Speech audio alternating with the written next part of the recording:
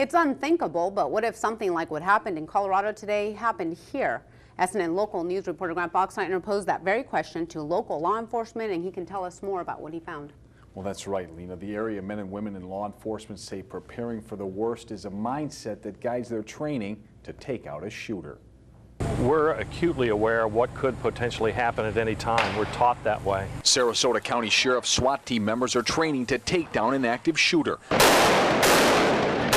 The same scenario that horrified those at an Aurora, Colorado movie theater when a gunman opened fire, killing at least 12 people and injuring more than 50. Every time something like this occurs, we reassess our training to see how best we can attack this particular problem. The Sarasota County Sheriff's Office has been conducting active shooter training since 1999, and it's not just limited to SWAT team members. Every deputy goes through this training. Sheriff's Captain Mike Pelfrey says it was the Columbine shootings 13 years earlier, just 15 miles from the movie theater massacre, that forever changed the tactical response for a mass shooting. No longer do patrol squads just surround the building and wait for SWAT. We have different tactics.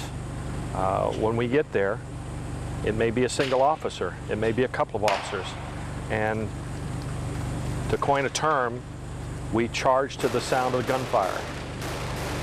And when the gunfire is on, we know where the active shooter is, so we go there. Meanwhile, moviegoers at the AMC Theater at Westfield Sarasota Square say this tragedy is weighing on their minds. You have to search people going to the movie now for guns, just like they do on airplanes. You have to walk through security probably. So we've been watching the news all morning, and so as we were entering the parking lot, I was very cautious to look around. It's just, you're a parent, so it's just inherent. You have to, look around to see if everything's safe, because I have 2 little boys. And Lena, Sarasota police also have a SWAT team that undergoes similar type of training like we just saw.